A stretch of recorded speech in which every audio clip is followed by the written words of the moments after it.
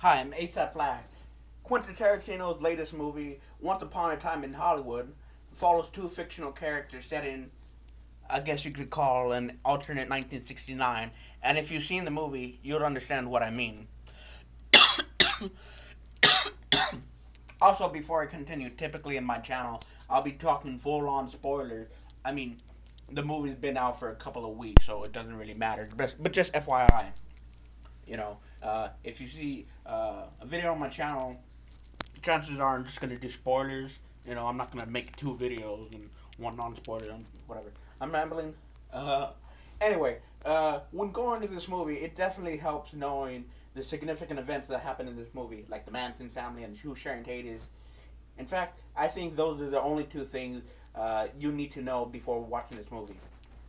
Similar to Far From Home, this movie also has use of subversion. By focusing on the audience's attention on Rick Dalton, played by DiCaprio, and Cliff Booth, played by Pitt, the audience doesn't spend a whole lot of time with Sharon Tate, played by Margot Robbie. I mean, she's there in the movie, but she's not necessarily integral to the plot. If anything, she's kind of like a minor character. And again, if you're not really too familiar with what happened in the '60s, you're not gonna really pay much attention to her character. You're just gonna be like, okay, just why is following this character, you know?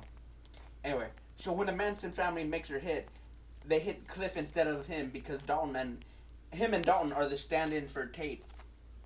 And I feel like it's a bit of irony that would visited by the both characters would have been visited by the people killed in real life, and the title cards appeared once upon a time in Hollywood. To add further emphasis that it's a fictional story set in what actually happened. Ergo, what I said earlier in a video, that it's, an alternate 1969. Aside from all that, another reason I got into this movie was Dalton's anxiety to move on from what he's comfortable with to a new frontier in entertainment. Almost as if experiencing an existential crisis. That's kind of a hard word for me to say, but whatever, I said it. And in a way, I can kind of understand why the westerns were such a big deal back then in the '50s and in the early '60s.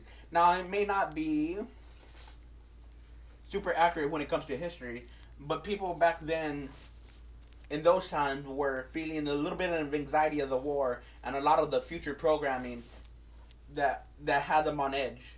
So with westerns, in a way, for them to get what's bothering them and enjoy uh, whatever adventure they had for the week.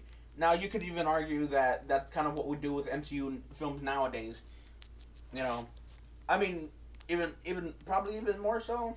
You know what I'm saying? Perhaps I'll do another video about that on that topic.